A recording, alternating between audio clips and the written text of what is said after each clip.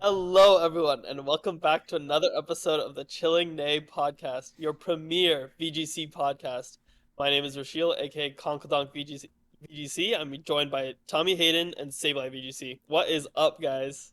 Absolutely nothing. Coming off a local PC, but we've got Portland to talk about. We don't care about my Premier Challenge. Tommy, what's going on with you?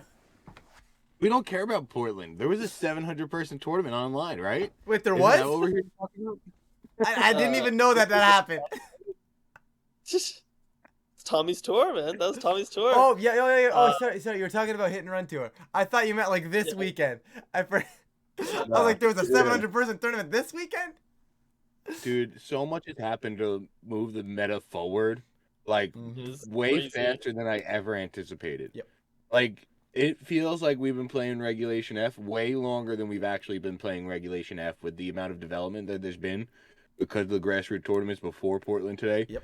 Yeah, so there were so many cool teams. So we are actually recording like shortly after Portland regional finals have concluded. So this is pretty much our live, unfiltered thoughts of what we think of Regulation F and what we thought of Portland. Literally watching the finals right before we hopped on. So there's so much to talk about.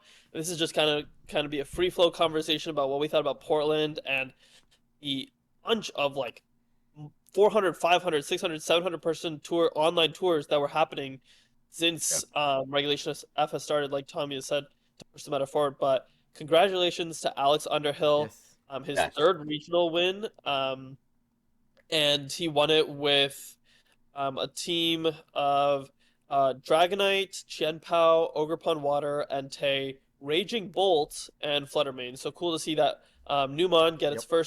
first regional win in the first tournament. But I want to open it up for you guys. Any initial thoughts on Portland and what you guys saw? When was the last Hisui Arcanine win?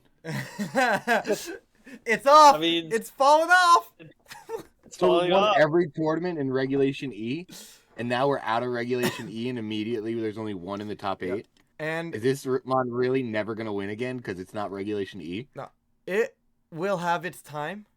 I just don't think Okay. it does anything anymore. And my main reasoning for this is before you wanted a hyper offense fire type, Arcanine was incredibly strong for that. It was the option you would run for that on your speed control and your tailwind teams. Or if you wanted a really bulky piece, you could also utilize it that way. But now, with these two new fire types in Entei and Incineroar coming back into the mix, it's if I'm looking for a fire type on a hyper offense team, I'm going Entei. If I'm looking for a fire type on a defensive pivot team, I'm going Incineroar. Arcanine is that weird neutral where it kind of wants to be both, and it's just sitting in that middle. Why not just pick one of the more extremes that are just better at what they want to do? And I got another thing, too, before we move on. Is Armrush, I want to speak about another fire type. Is Armarouge never going to see Psy Spam success now that Hatterene took over with that expanding force role? Having Like, immediately, I think it's still first good, team honestly, without it. but it's pretty crazy. I definitely want to talk about the Size Fam team Yeah. because Yeah. we'll get to like, it. that's very interesting. Before we do, I just want to talk about Incineroar. I mean, like, this thing was supposed to come in and be the king again, and we've only seen two now in the top 8. Very interesting. I think, which is really cool that there's been like Neither a made it to lot. finals. What's that? Neither made it to finals. Yep. Exactly. And I want to say that there weren't, yeah, even in top 16, not that many there. I think like two more in top 16? Yeah, so 4 out of the top 16, which is, I mean, something that has obviously dominated VGC in the past. I think the inner focus mons and just the level of kind of hyper offense that we have available to us now is really making Incineroar a lot more checked than it has been in the past. I mean, we have some of these usage stats up for day 1 and day 2. It was 42.8% in day 1 and 31% in day 2. Not even a top 3 most used mon. It actually came in at 4th. Yeah. So, want to get your thoughts on Incineroar and kind of what are its places in Regulation F? Pick me. Ryan, go. Go, Ryan, go. Go, Ryan. No, so for me, it's one of those ones where we're kind of seeing, especially with these Scarlet and Violet formats, where I don't want to say the fall off of balanced teams, but I will say the more so traditional balance teams of I'm gonna have 2 to 3 pivot pieces and a couple heavy hitters and a big setup piece, right? Those traditional balance teams are kind of falling off, and that's where Incineroar really shined, right? We don't see that here anymore. We're seeing those really, really aggressive teams or those big you guys have the Psy spam, the hard trick room stuff, right? Is Incineroar still very good? Absolutely. Yeah. It's just not. It's just there's less balanced teams to slot Incineroar on, right? Back in the day, it was the format was defined by balance, and as a balance player, I love that. Now the format, in my opinion, if you're gonna say it's defined by anything, I would say it's defined by a very, very aggressive version of balance, right? We never, back when Incineroar was sweeping tournaments, we never had the whole, we're going to be immediately blowing things up with this game. We didn't have that aggressive form of balance that was as successful as it was. So now that we have that, you can't really just slap Incineroar on a regular old balance team and say, yes, this is going to work anymore. The mon is still incredible. And I think as the format develops, you're going to see the Incin and knowing what it needs to calc for, knowing what it needs to be able to survive, you're going to see it creep back into the metagame. Not that it's really out of it at 31%, but it definitely isn't the I'm going to sweep VGC anymore.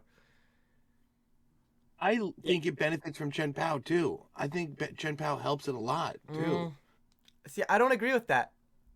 Yeah, I think Qianpao hurts it because the intimidate matters a little bit less when you have Qianpao on the field, and I feel like also there's like Clear Amulet now, right? Which is not seeing like the most Yeah, usage or anything, but it's there. An out countermeasure. Also, there's a lot of more anti fake out measures, with Yes. just Yes. Terra Ghost and Covert stuff like Cloak. that, right? Like Covert Cloak. There's just obviously one of the Even best, Spiky the Shield. best mon at VGC right now in the last year's Fluttermane, right? And like that is obviously a ghost type, doesn't care about fake out, and is a little bit of a mini Xerneas in the way that it can just hit instant for neutral, but just with Spec with Terra Fairy, it's just doing so much damage, right? So and then there's like the really good inner focus ones, Entei, Dragonite, just doesn't care about fake out, doesn't care about the intimidate, and just hitting super hard with the choice band, extreme speed, or even just a standard extreme speed with Entei. Yep. I think there's just a lot of countermeasures. Ogerpon Water, if we're on that I was track. gonna say we see a lot of Ogerpon Water as Right. well. My fire type wants to beat the grass type, but now the grass type is a water type, and I can't beat the water. Can't beat the grass type. Yep, and you can just counter the intimidate by just going for Terra Water, right? And then now you're okay. Now you're gonna diving cudgel. And it has an increased crit rate too. Like, and then obviously there's Urshifu, right? Where we don't even have to talk about it. It's just Don't have to talk about that Oh, one. wait, Wait, who's this Urshifu guy you speak of? Is he any good? I don't know. I think you'll see some usage, but Yeah, he didn't Wait, even did win a both regional. of them What a make fraud. top 12? Did both make top 12 in usage this tournament in day 2? yeah, both made top 2, top 12 in day 2. Not, I don't believe in day 1, but yeah, both made it in day 2. Nope. Yeah. I think day 2 was really Chen Pao and friends. Like that's what the graphic looked like to me. Because again, look at it's 1, 2, 3, 4, 5, 6 physical attackers after Chen Pao. It's Urshifu Rapid, Incineroar, Rillaboom, Dragonite, Entei, and Ogerpon Water, all right directly after Chen Pao in the usage. Round out like the top whatever that is, the top 8. Yeah. That's so many physical attackers that's why I say Instant benefits from the Chen Pao. Because now it gets that extra 25% boost that really makes a difference on a high natural attack stat with stab moves. Flare Blitz is 120 base power. Knockoff is really good utility too. That what's its base power when it knocks off a move? Like these are high base power stab attacks from a high base attack stat. That extra 25% adds up. Yep, 100%. Like that's why I say Chen Pao helps Instant in that aspect. Yep. But again, to see 6 physical attackers after Chen Pao was eye opening to me. Yeah. Like this mon ran this tournament.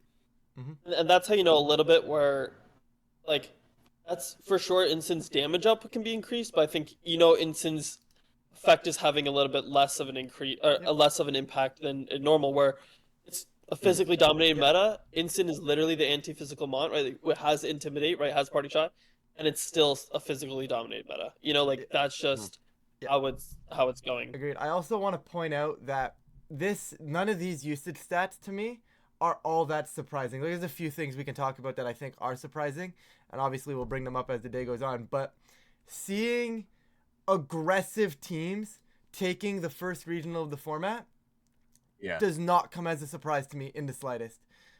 You want, when it's the first event, and I think I've said this numerous times on this podcast. We're only 12 episodes in, and I think I've said it in at least 4 of these episodes now. But you want a team that you can pilot and say, this is the game plan. And that is so much easier to look at from an offensive standpoint. When you have to say, what's my game plan? And your game plan, you're looking at it and go, oh, my game plan is to kill things. This makes so much sense, right? But from a balance standpoint, it's normally, okay, how do I be reactive to the things that want to do that, right? And that doesn't normally happen until the meta starts to develop. So seeing, like Tommy said, the Shen Pao plus all those physical attackers, not a huge surprise for me, because people are looking for that way to just give themselves what they can take, what's given to them, and they're going to look for that way to win. And hyper offense early on in formats tends to be the best way to go about doing that.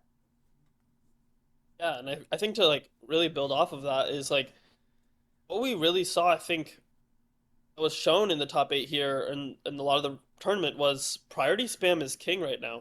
I mean, like, if we look at some of these top teams, we had Tianpao, Dragonite, Raging Bolt, Entei, all have priority moves, right? That's the Underhill team that won. And then obviously in Chuppa's team there was Tianpao, Dragonite, and nothing really on Anton's team, but then Colin has, again, it's the same team as Underhill, you know, and then we go down a couple. Joe was using, like, the team that Riley's been using all year, which is Tianpao, Dragonite, King Gambit.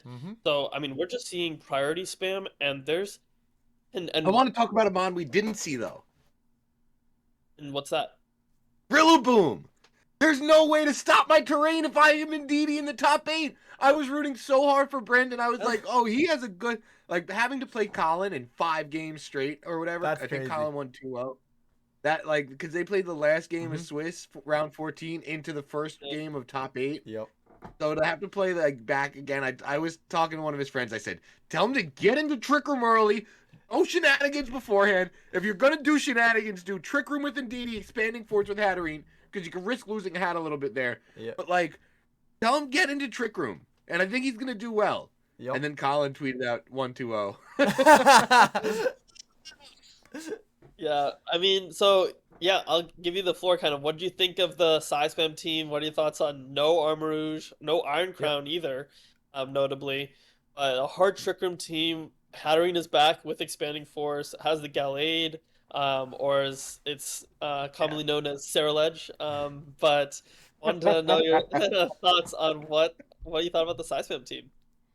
I love Urshifu Dark, Choice Scarf especially. I think the Terra Stellar was a just phenomenal call by Brendan, and getting the extra oomph on your Wicked Blows like that. While you're like, you know, now I can do close combat the same. Now I could do U-turn if I want to get that extra oomph on U-turn. I am not, like, I don't care about the defensive purposes. If I'm using this for offense, let's use it for offense. And I really like that aspect of his Terra Stellar Urshifu, because that with Choice Scarf and Helping Hand and Indeedee, like, if you were adamant, you pick up most of the KOs you need to. There's less Landorus Therions running around, so you don't have to worry about the jolly, like, Choice Scarf Lando T's anymore. So Adamant feels like the right call if he's running that. Gallade he's running Wide Guard. I've seen Upper Hand, and I like both. I think I like Upper Hand a bit more than Wide Guard, because then he changed my terrain. Fake Out or Grassy Glide. I'm going to Upper Hand you. You're going to flinch, and then Torkoal still does what it wants.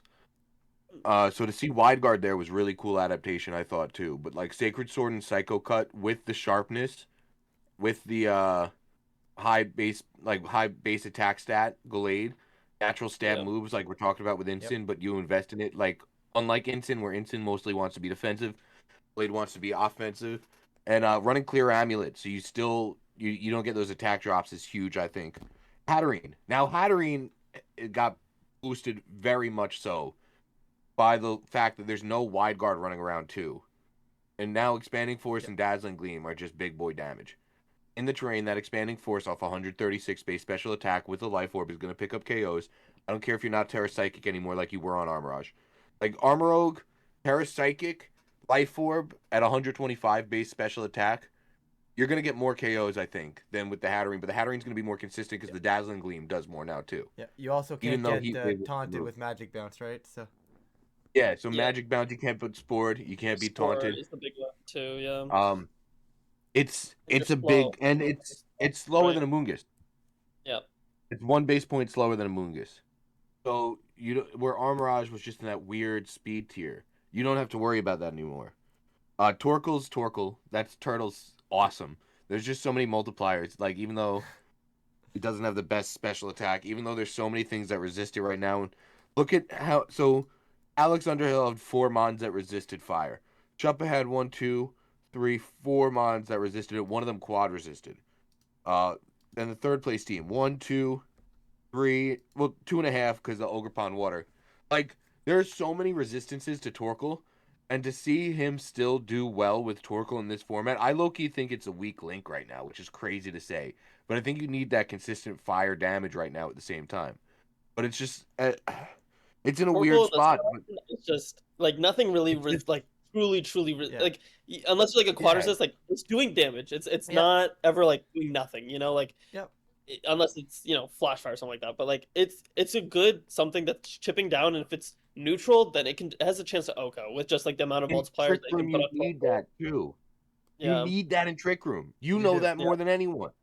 So Yeah, no, it for being sure. the weak link is what it's a testament to how strong I think the team is. That's fair. It's a Yeah. big like counter to Rillaboom, right? It's just Yeah. like you want to switch in Rillaboom on an eruption, Yeah, like no, you not don't. really. And so like either you prevent the expanding force or you prevent the eruption, Yeah. but you're not like Gives you that not element really. to gives you that way to attack from a different angle too, right? And I think that's massive for Trick Room because sometimes, Trick Room, same with like some of the Dondozo teams and stuff, the method becomes very linear. But when you have a Trick Yep. Room team like Brandon's here, right? They have so many modes to attack under that Trick Room, right? The Hatterene Yep. can do big damage. The Gallade can Yep. do big damage. The Torkoal can do big Yep. damage. The Ursaluna can Yep. do big damage, right? When you Yep. have that many different lines in Trick Room, it makes it very tough for the player playing against that to say, okay, which mode and which way are they going to approach this game? And that's how you're going to have to adapt it. Because my answers to Ursaluna are not going to be my same answers to Torkoal. And even if I can find one commonality in a resistance there, then I still have to worry about the Indeedee, the Hatterene, right? Just having those different modes. So yes, it might not be like the strongest link on the team, but I think it's a must-have piece just because of the different angle it takes at hitting the opponent's team. Yep. And yeah, I got to check if he was running Swords Dance on the Ursaluna. Yeah. Because it was Swords Dance. Ursaluna is Protect, Earthquake, Facade, and Headlong Rush. So no it Swords is Dance. Earthquake. So Earthquake clears the board. Yeah. You can't Earthquake next to a lot of the other actually next to any of the other mons on the No, team right you now. Earthquake beside They your all own have wide Earthquake. guard. You set your own wide You guard can and wide Earthquake. guard or Yeah, so Terra that's Grass, why he has wide guard over upper hand. I see. That's why I'm in testing with upper hand and sword stance on Ursaluna. I like that. That's what I've been testing, and I like that a lot too. Yeah. So there's slight changes that change the way you play this team completely at the same time too. Mm-hmm. And if that's one thing I liked about Terra Grass Armorage too, because Brian Collins tipped me off to this. He's like, if you just Earthquake and Terra Grass Expanding Force, not much. Yeah. Clears every board. Nothing really lives that. He used my team for San Antonio. He was asking me about it, and I was the one who was like, he was like, when do you ever Earthquake? And I was like, trust me, just Earthquake and Terra Grass Expanding Force, and you will clear the board every time. Like, it is And then he so told good. me that. Yeah, it's so strong. You It's just so, clear so the strong. board. There's nothing you can do. Yeah. Yeah.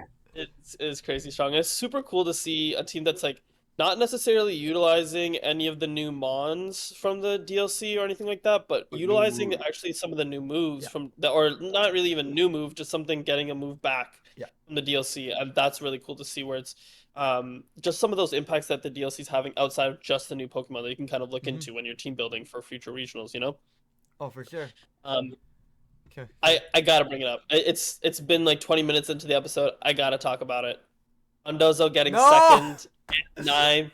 I mean, we were so close. We were so close to greatness, in terms of Dondozo almost getting its first NA regional win, but Yep. um, congrats to Chuppa for making an insane run, getting his second place finish with Dondozo.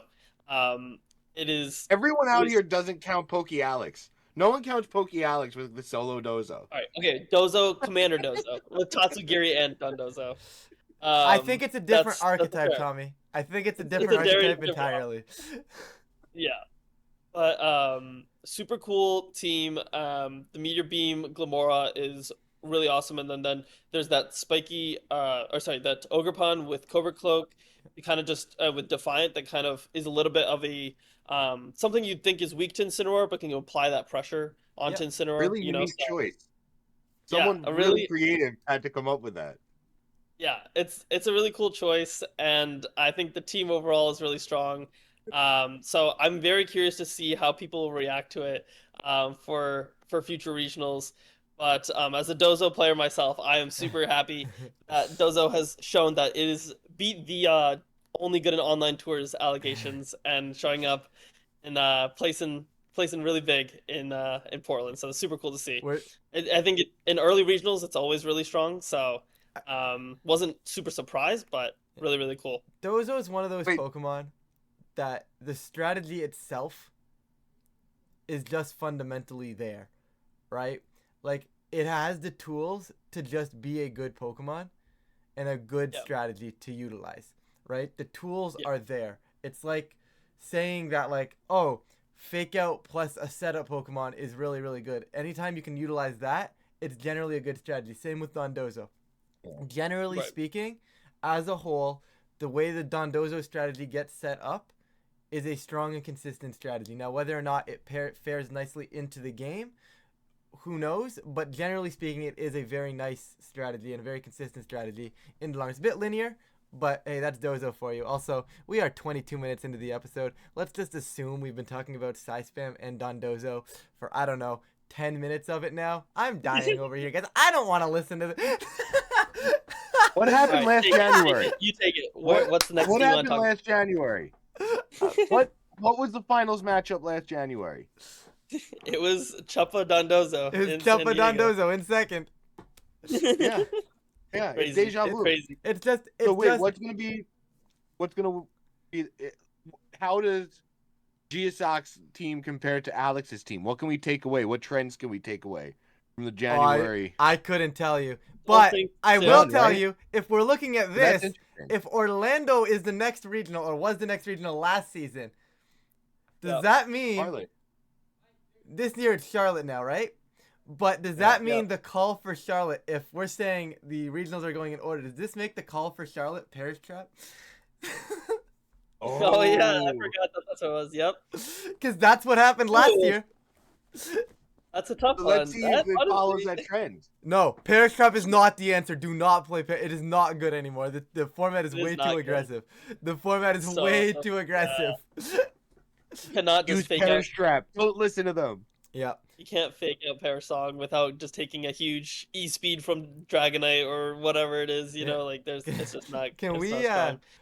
but more importantly, I think we need to talk about one of the bigger storylines heading into the event, and that was Yep. Joseph Ugarte, back-to-back Portland regional champion, coming in to Champ. try and defend his title.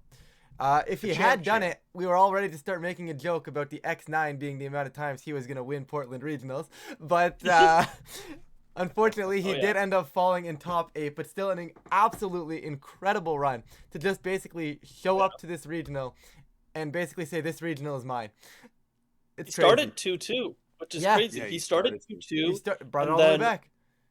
one out in day one, and I mean, even just watching that set versus Audi, Mhm. I like it just felt like he had plot armor. Like it was like Joe, like Audi. I'm sorry, you just don't have a chance here. Like it's just Joe's regional. Joe's It just regional. felt that way, watching it. And I think he had 2 stream matches. Was it I- one stream match I'm on not day sure. 2 or just 2? I'm not sure. But I think he only had 1 day Regardless- too. we only had one day 2. But I know that he had made in day 2 he'd won 3 in a row, and then I think he did lose in the stream match, and unfortunately, and then he was able to make it to top 8. I think he got streamed again in top 8 actually. Yeah, so he did get streamed twice. I'm pretty sure. and then he lost his top 8 Yep. match. And Anton came out of nowhere and crushed it. By the way, I don't know who that Mhm. dude is, but he crushed it. Anton, yeah, had a really good run. He had multiple stream matches as Crushed it. well, and Mhm. Yeah. his whole I saw that his top finishes had been 32 finishes. Mhm. So I think this was like his first like regional top cut, but really great run by him. Honestly, Yeah. watching him play, the way that he was piloting Goldango especially, it was super impressive. Like he went for maybe like 7, 8 nasty plots in the course of like 3 games or something like that. In day one against Raga, like it was Yeah. really crazy. So I mean, He was it was a scheming. really cool regional, but yeah, Goldango will I do was that. I was rooting for Joe a little bit. I was just like, Yeah, we this all dude were. seems like he has the plot It's a cool armor to go all storyline, the right? way again. It's just a cool Yeah. I love storyline. You know, Joe. that's I what you love watch. Joe. You know. Yeah, Yeah. it was Wait, really, how it many was really times? cool. Adi said he played Joe like 2 or 3 times now in win-ins at regionals. That's brutal. Yeah. That Yeah, is that's absolutely brutal. I have a tough friend that's pull. played Wolf twice. He's had 2 win-ins versus Wolf at regionals. One of Oh them was yeah, Orlando, Benji. and Yeah, another one yeah, was a recent one. yeah. That's brutal too. That's tough It's just pulls. like, yeah, it's Yeah, like sometimes you just don't get the luck of the draw. Having to play Joe 2 or 3 times now for winning in situations. Like, yeah. Adi's got to make it now next time. Like, if you get paired with Adi in a winning in, he's going to be so relieved to see whoever you are because you're not Joe. That's so funny. Oh No, my for god. sure. But all right, we've spent most of this time talking Dondozo, size spam. I want you to take what team do you want to talk about? Say what? I, I'll leave it. Go for it, go for it, go for it. honestly though, they're good things to talk about though, right? They need to be discussed, so I don't mind talking about them Yeah. at all. I just want to make that clear before someone comes into comments and is like, "Wow, this Ryan guy really hates Dozo and Sai Spam." Like, come on, guys, come on, don't we all hate it? Anyways, besides the point. Honestly, I think we're one of the only pro Dozo size spam pods out there, or like channels out there. So I'm leaving the podcast, guy. I'm leaving the podcast. The propaganda's real. Um.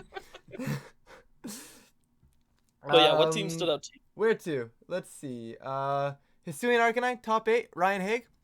We'll go there. Shout out Ryan. He's a really cool dude too. Yeah. Hey, you know what? He's got a cool name. I really like his name. Yeah, I mean, Haig, right? Like, definitely not Ryan, you know? Yeah, definitely not the Ryan part. That's definitely not what I was referring to, right, Conk? Yeah. No, but yeah, but- that was cool. I mean, we were talking about this a little bit before the pod recording. That like this is one of the true like balanced teams. Mm-hmm. Love that, Tommy. Love the Chuppa Is meme. that Chuppa? Yeah. But it says Shuppet is overflowing with space power. Yeah. Shout Love out that. Jacob Scrawl. Send that in the Yeah, I sent Oh. that in the thing already. I said I think it'd be a good thumbnail. Yeah. No, that's awesome. That's awesome. But yeah, I think this Shout out Ryan Haig Ryan. team, Shout true out balance team, especially in the top 8. So, want to get your thoughts on kind of where you think the balance meta is headed a little bit, what you kind of see from the balance teams that made top 8. Yeah, okay. So for me, balance, I mean, like I said at the beginning, it's one of those ones where it's really just kind of waiting its time to see what hyper offense matchups it actually needs to react to. Obviously, we know a little bit, right? Like we've seen some online tours, and we got okay, yeah, we obviously got to keep an eye on Shenpao Entei stuff, etc., etc. Like I could go on for days, but Yep. Yep. the way the meta develops is going to be pivotal on how balance develops. And right now, I think Latios had its time, but I think it's time to bench the Latios. I mean, obviously, I say that, but it did just get top 8 at the regional on Ryan's team. I just don't think it's doing enough anymore. It just doesn't do enough back to keep up with the sheer hyper offensive nature of the meta right now. Now, maybe the meta dies off on hyper offense a little bit, and Latios does become good, because I don't think it's a bad mon. It has the tools to do well. It's that passive tailwind, that bulky piece that can just tank hits when you need it to, and it's really, really strong because of that. Now, the one thing I really want to talk about balance, and my main thing is where do I see balance heading? And I really, really, really want to discuss Ogre Pond Water. Because Yes, to me, Please. that mon is balance. And I believe Ogre Pond Water and Fluttermane is going to be the way balanced teams tend to shape up right now. And if you look at it, I believe there's 3 Ogre Pond Water plus Fluttermane in top 8, or 4. 1, 2. There is I have a 4. question, Mr. Balance, when you're done. There is 4 Ogerpon Fluttermanes. Ogerpon Water plus Fluttermane. That is incredibly, incredibly strong. You can do so much with just those 2. And I think I like Incineroar on that core as well.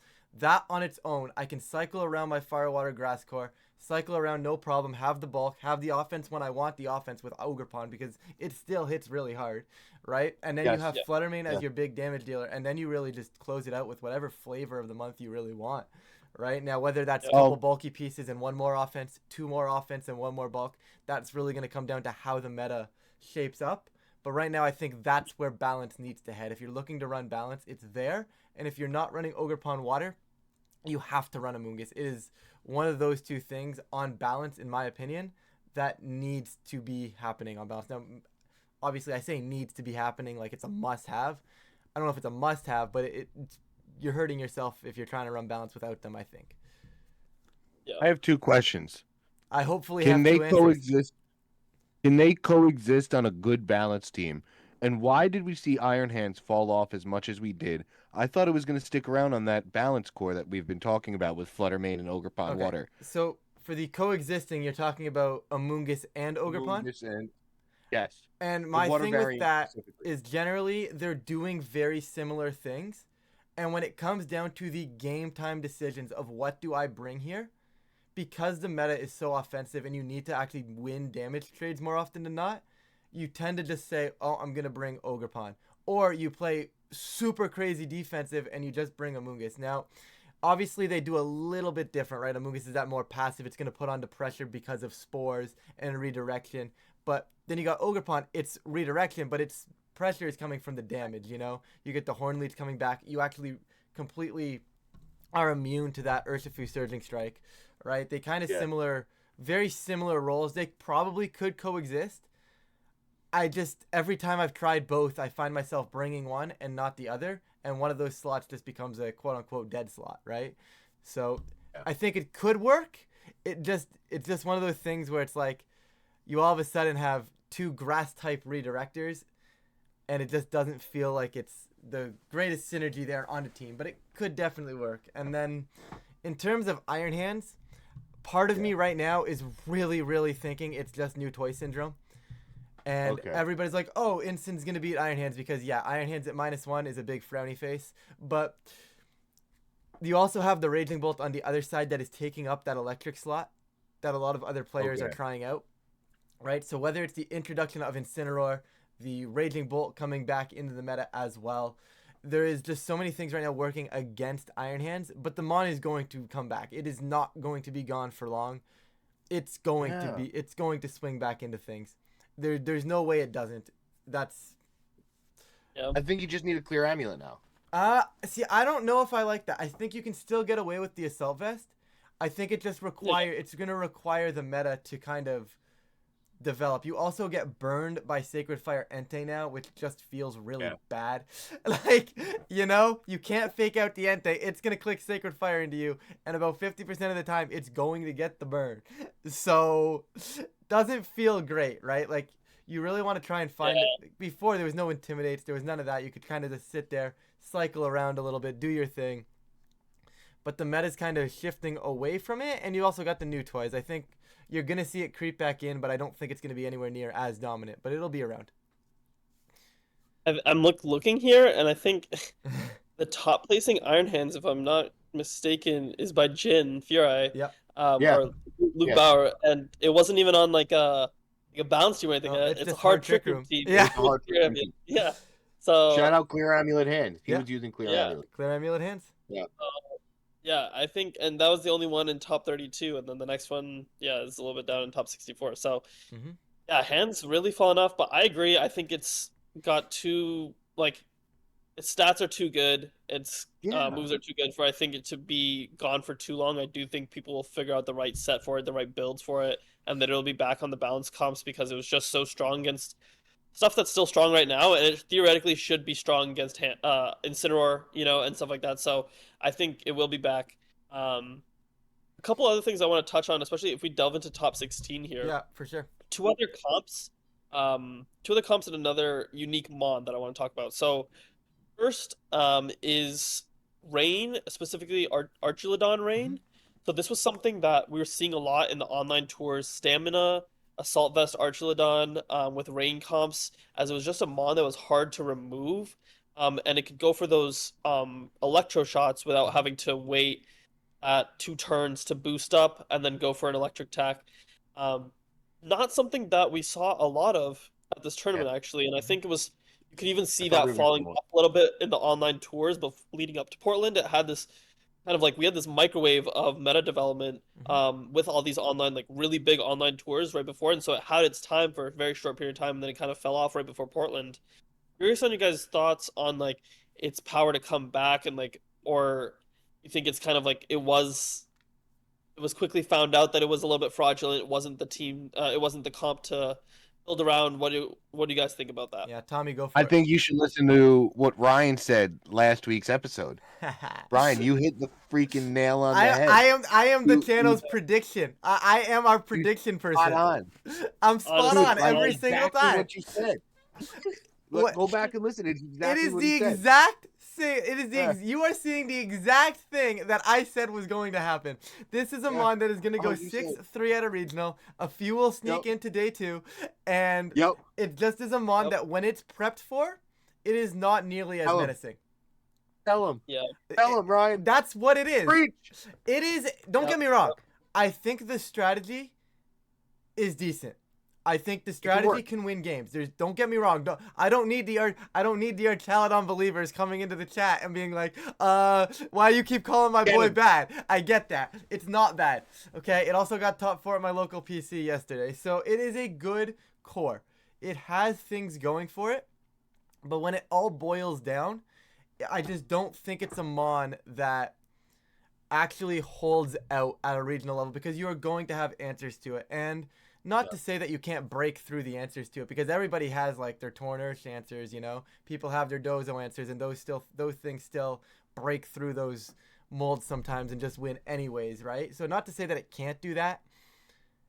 It just feels like a mon that these are the type of results you're gonna get from it, you know? You're gonna go 6-3, or you're gonna just barely make day 2, and once you're in day 2, it's gonna just depends on matchups and stuff from there, obviously. But this is about the result I'd expect from our Chalodon moving forward.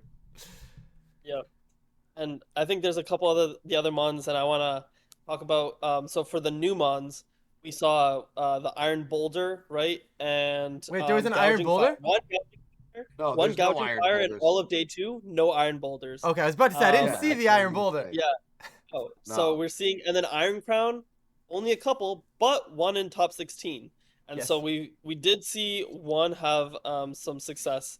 And so want to quickly talk about that and kind of also I'm gonna toot my own horn. I said Iron Boulder would have like no usage, and it did have like no usage. And same with I thought Gouging Fire was gonna be mid. All I'll say is there was one in day 2. I'm But I think it's beating the mid allegations. I just don't think people are using it right. I don't Yeah, think people are I using it right. and that's definitely could be the case. Although I think Using Colin it might have had applies it to right. expanding force anyway. Colin it takes had up it that right. fire spot from Winston. All I'm gonna Yeah. say is Colin had it right for Gouging Fire. That's all I'm gonna say. Well, I won't say anything more on Gouging Fire, but what I do want to talk about is the Iron Crown Spy Spam team, because Yes. I'm curious on what you guys think about this version of Side Spam. And so we did see kind of more traditional hard trick room Side Spam go further with top 8, but curious on your guys' thoughts on the staying power of Iron Crown and kind of what you guys have been seeing from that mon. You guys think it's something that's gonna stay, or was it kind of here was its testing ground and it's not gonna do that great going forward? Mr. Spam, go for it. Yeah. Everett's a cool dude, man. I think he's with them Pokevolt Club guys. I like them guys over there. Shout out Belly Bolt. Shout out all those guys and whatnot. But shout out Everett for doing well with the Size Spam, man. I'm looking at it now. It has Torkoal and Ursaluna, Indeedee, and Iron Crown. So those are like 3 of my dudes. Those are 3 of my guys. And to see again the Choice Scarf Urshifu, but Rapid Strike over the Dark one. And then he's like, I just need as much damage as possible. please set the terrain in DD, and then I'll swap in my Chi-Yu. I'll Terra Psychic, Booster Energy, Special Attack my Iron Crown, and yeah, like have as much damage as possible. Tachyon Cutter and Focus Blast is something I love, and I felt like that was a get out of jail free card Yep. when I was using it on my Armor Rogue.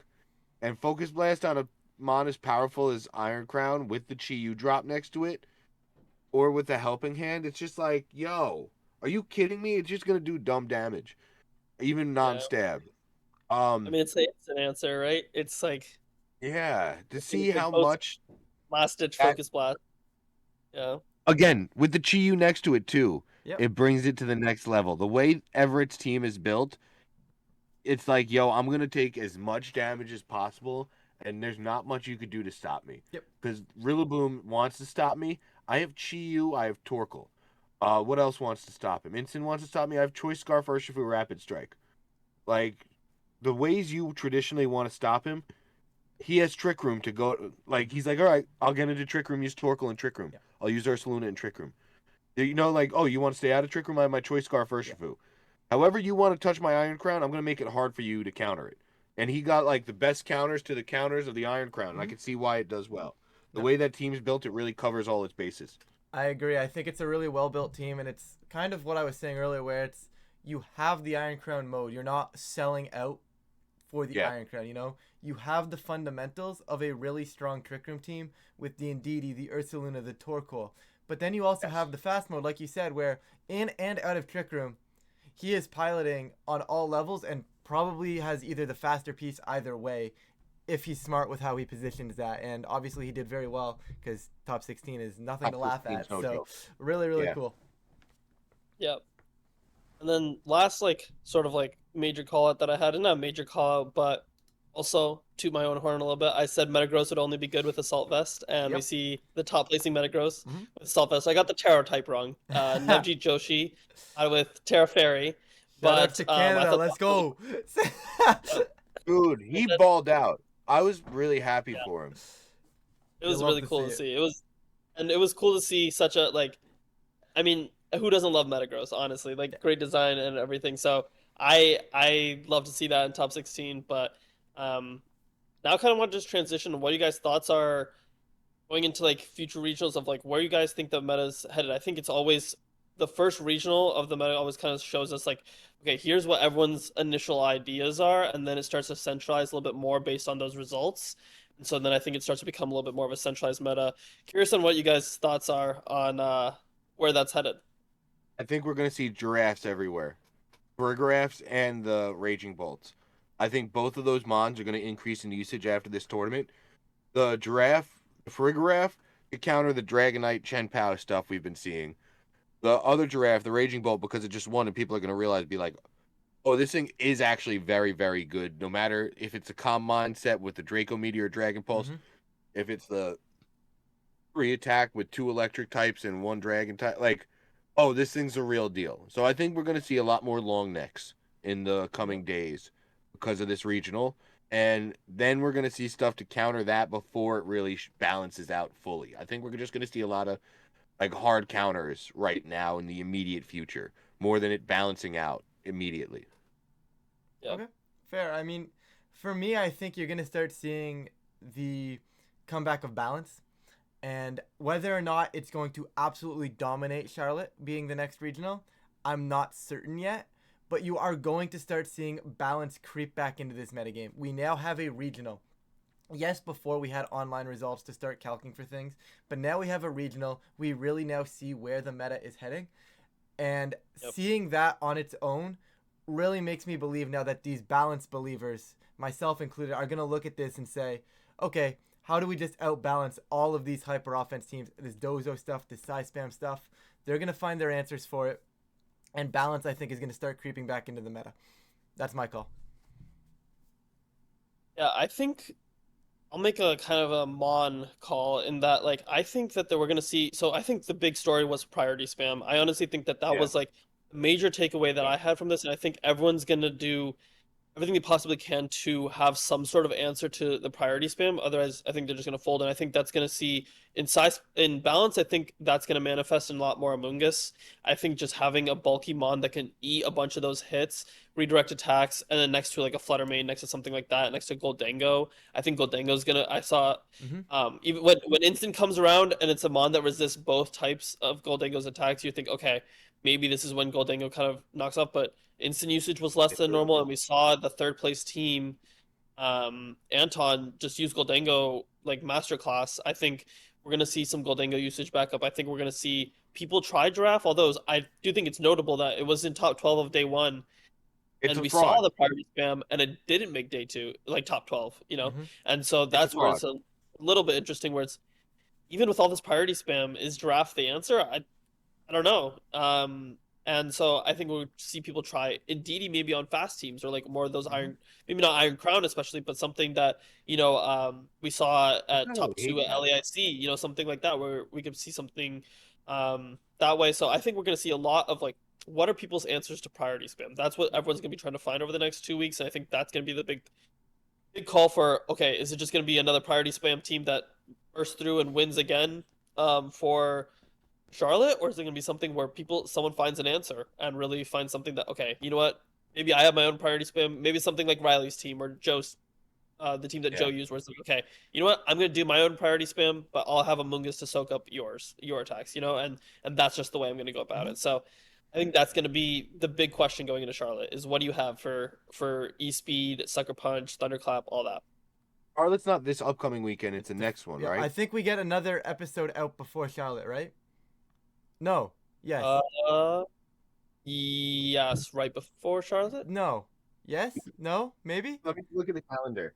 I don't think so. Why? We're recording on a weird day for me. Yeah, no, Like, yeah. We just normally record on the Monday or Tuesday, but our So whole we schedule drop it'll on be around. Thursday the 11th. it'll be And right it's after not going to Charlotte. be the 12th or the 13th, but Charlotte's It'll going to be go out the January 18th. No, this week is the no, 11th. the No, 22nd. yeah, no, we're going after Charlotte because this Thursday Yeah, is right the after 11th. Charlotte. The next weekend is Charlotte. So like we drop Yeah. on the 11th. We have Then the we'll be on 18th the off 25th. because Charlotte is that weekend. We Yeah. come back after Charlotte. Okay. Yeah. Okay. Oh, we'll get to see. Well, I'll be competing at Charlotte myself. Yep. I know Tommy, you're Oh, not. so we'll have the winner on. Yeah. Well, we have 2 chances to have the winner on, Tommy. Yeah. We have 2 chances. So Oh, you're officially in, Ryan? I'm in. Yeah, I'm in. Shout outs to Jesse for finding out the cheat code to getting down to the regional for free. Well, not for free, but for a lot cheaper than it should have been. love that. Can't Can I can't drop wait to down? dig. Can I still sign up? I think signups are open. We're currently at 888. Yeah, we're at a lot. So I mean, like, let's try to get it over. What is it? 10:24 is the next kicker or something like that. Yeah, Or I don't know what even the next kicker would be. Yo, top 5, Take 12 that Friday CP. off, baby. Crazy. You know what? Maybe I'll. No, I can't take that Friday off. I won't. I can't tell you. No. All right. Aw. Maybe I can. Uh, Maybe I can. Maybe I can. I'll ask tomorrow. Yeah. I'll find out tomorrow. Maybe We we'll did it. do a We live convinced podcast him to in go. Charlotte. Tommy to Charlotte. Get Tommy to Charlotte. Yeah. I want it to happen. Uh, All right. Well, kind of, we can start to wrap it up here. But I know Tommy, you wanted the floor for Yep. a minute to kind of thank people. Yes. Tommy, can I cut you off real quick? I think there's one more one I Yeah. really want to talk about. Oh, Yes. for sure. Yes. Landers Incarnate. Where'd it go? Bronzong. Bronzong hard countered it on ladder. And it's so much fun using Bronzong. Hard counter. I would get into end games. And then the Or whole do world land saw to it and was land just to like, nah, we don't need Land Ally. Well, we There's see too many two top Bronzong counters. 2 Lando eyes in top. Yeah, 8. like it's not completely nowhere, but if you look at its conversion rate and you had it used It- 23% in day 1. Yeah. Wait, it go for day 2? Yeah, not in the top 12. It's just not there. It's just a little frail to a lot of this priority spam, unfortunately. Yeah, But yeah. Yeah. theoretically, I think someone will. I think it'll still It's be still good. around, but yeah, I agree. Maybe a little overhyped. I just wanted to bring it up. I just had to yeah. bring it up. No, Good I'm call, glad good you did call. too, because again, I've been having so much fun with Bronzong on ladder on like the 1200s, the 1300s with Bronzong just hard countering Lando eyes, and I'll get like all my iron defenses up for some Munguses, and the end games will be like 25 turns of just Bronzong versus Mungus for the last 14. And if I get 3 turn sleeps and they're Pollen Puffs crit, it's not good for me. And it's just, oh my god, I love it. I Only love it. I love it. But only Tommy. yeah, no, I need to thank a lot of people. So since the last time we recorded, I think the last time I said, "Hey, join my little Christmas tour." My little Then we Christmas tour. Yeah, we ended up having 768 people join. Absolutely Like I can't insane. thank everyone who supported. I think we ended up donating over $1,000 combined to Toys for Tots. I know I was over 500 between like all the winners that donated money back, all the donations we raised for the Delibird teams. Thank you to the judges. Thank you to Himi and Nino for running the like booth, and they had Slim on. Thank you to all my mods in the Discord that helped me run it smoothly. Thank you to everyone that joined the Discord and has been a positive member of the community too. Because from Thanksgiving this year to now, we went from 1,000 to over 1,400 members, and it's just like crazy to see the growth. And I got a lot of thank yous, and like thank you to everyone that helped me pull that off. And it was actually really easy for me. I was joking. Wait, Ryan and Conk, you guys, well, it was the easiest tournament I've hosted ever, I think, because I outsourced everything. So I didn't have to do judge requests. I wasn't like the official commentary booth. So I was just doing my own thing because Himi and Nino were like the official broadcast booth. So like I just kind of like chill and play Pokemon, which I haven't got to do in one of my tours in a while. So like just on a personal level, I was laughing a lot at that. Like I was like, wait, I really outsourced everything. Like I don't got to do anything. Yeah. Like it was really crazy to see how it all came together. And like I only heard positive things. We've sent out a player survey after, and most of the player survey was upset that we changed it from best of 3 to best of 1. Sorry, not sorry. Yeah. It went from a 400 to 500 person tournament to a 8 to 900 person registration. Yeah. We had to do best I of think 1. I think it's the right call there, Tommy. I mean, you're never And going then to one way or the other. Someone was going to be mad. Someone was either going yeah, to be, "Oh, you changed it to best of 1. I'm upset," or the other side of the thing is, it was round 4 and it was midnight. It was so someone Yeah. one looking way at or the that, other was not going to be happy there, and I think you made the right yeah, call. It's just, hey, what got I a lot ended up bigger than making you a call expected. to do all of Top Cut being best of 3 too. Mhm. So we ended up making it top 16 instead of top 32 because that would have ended at 4:30 in the morning if I had top 32. Wait. It was Beat good. all Wait, best time of out. It 3. was gonna be top 32 cut. Yeah, See but now, then it now was I'm like, gonna go wait, fill out that form because I would have cut if you made it top 32 cut. should I have made it? Well, I think if we blow up that much for Pokemon Day, so the next tour I'm hosting is Pokemon Day also happens to be a Tuesday, and it also happens to be my birthday. Crazy. So That's yeah, awesome. so That's pretty cool. I'm gonna try to do something for that one. We already have $600 in prizing for that one, and we're gonna Okay. donate to the American Heart Association. We're gonna try to do the same type of like crowdfund donations. So like we're gonna make a donation link. I'll have more information in the next 2-ish weeks, hopefully. And Yeah. but once I saw that Pokemon Day and my birthday I knew it was the same day, but to see them both On a fall on a Tuesday. Tuesday, Yeah. I was just like, oh yeah, we got to do it big. We might as well. We might as freaking well. So like, Love thank you for everyone for the support. And like the next big one, we might do top 32 and try to start an hour earlier. We could end it like around the same time because finals ended at 3 a.m. exactly. Hmm. So I was like, that's not too bad. You No. know, it's like we started at 7 p.m. and we went to Yeah. 3 a.m. So it was exactly 8 hours. That's not bad for a 768 person tournament. So Yeah. Yeah. I was proud of everyone involved in making that happen. Thank Yep. you to all the participants. I got to pay out one more person. He sent me his mom's. The seniors showed out. I paid 4 people's Showed out. Yeah. parents. The seniors showed out. They were like, "Wait, my mom's got to make a PayPal. Wait, here's my dad's PayPal." And I was like, "Oh my god, yeah!" The Yeah. seniors showed up and showed out.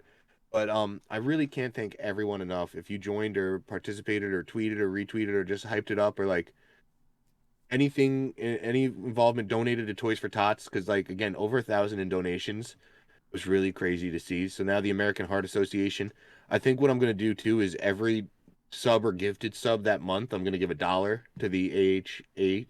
So like at the tournament at the end of the month, I'll know how much I have to donate to. because it was really cool to see how much we raised for charity. So now, like, let's try to do it again and see how much this community could raise for charity and keep doing it like that. Like, let's keep giving back if we're blessed enough to have. And I that's why I wanted to say thank you at the end, and wanted to hijack this segment and get all teary eyed for a second. And yeah, just thank you for everyone for being you and participating in this community and just being a positive influence on everyone around you. If you are participating in doing that, man, just show up with a smile on your face to these tournaments and battle and have fun. And I can't thank you enough. But yeah, that's awesome, really all I man. had to say. Yeah. Thanks to you, Tommy. Yeah, For I was just about to do that. I was just about to thank the organizer. Absolutely. Dude, Hosting something like that, cultivating that community. Yeah. But like, it's just something that you've cultivated over all these Tuesdays, right? It's just like, it's an event now. It's an event, right? It's Tommy's Tuesdays. Tuesday is Tommy practice tours. That's what it is. I think I'm gonna take off the cap too. I was gonna cap it at 128 for my sleep purposes. Screw sleep. I think I might just uncap them and see how big we get and figure it out as we go. And just let the growth be part of the issue, because we had over 210 registrations for what was going to be capped at a 64-person tournament. Then I made it 128. Yeah. And then Nino was like, I'm going to host a tournament because there's too many registrations. And I said, please, thank you. Like, take the overfill. Because I was talking to my mods, like, should I host a second tournament at 7:30? And then Nino ended up doing it. So, like, I might just uncap it because we had over 200 registrations on a Tuesday. And I don't think that's going to stop anytime soon. I think that's going to keep happening. And there's just, like, an appetite for battles now on that night, which is really cool to see. You could do, Tommy? Since like the whole concept is like Tommy's Tour's practice tour, you could do it in flights. So that's what I was thinking. Do a 7 and then a 7:30 flight and just do 128 you can even keep them at the same time. Just have your flights and 5 rounds. Like you get, let's say, I don't know, 128. You have 2 flights of 64. Cap the flight number of rounds and then just have the top 8 from each merge into a top cut, or etc. Whatever number that ends up being. Do that. Oh yeah, that's cool. If then it would be the same amount of time because we'd have to wait for everyone to battle anyway, right? Yeah, okay, that's fair. But I guess you could just keep. That's what my mods were telling me too. Because I was trying to think of that same thing. I was like, wouldn't it be quicker if we did that? If we split it up into smaller tournaments? And they're like, it's the same amount of battles, even if it's a smaller tournament. And unless you just split it into smaller tournaments and then didn't merge ever and just said it was smaller tournaments. Yeah. Like, Tommy's Tuesday flight 1 winner, Tommy's Tuesday's flight 2 win. Yeah. Then we would have to give Pokebro invites to all of them too, which I want someone from my tours. I want someone I gave the invite to win the Pokebro Invitational too, by the way. I'm rooting for everyone I give an invite to win the Pokebro Invitational. Like, that's what I'm doing selfishly too. Yep. Shout out Himmy and Nino, and shout out everyone else who gives Pokebro Invitational invites. That's awesome. And I mean, this is like online tournaments is what like everyone got so much practice in RAGF for and was able to go into Portland feeling a lot more confident, I'm sure. They exploded. They exploded before Portland. I think it was the holidays. People had more time off. And they were like, I spent enough time with my family. Let me spend some time for me in practice. Wait, you guys are spending time with your family? Oh my god, yeah. All I do. VGC 24/7. All right, well, we've gotten a little long, so I want to get us to wrap up.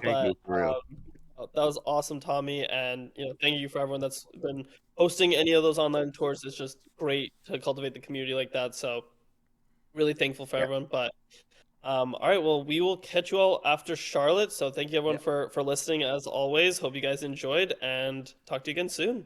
See ya. Love you.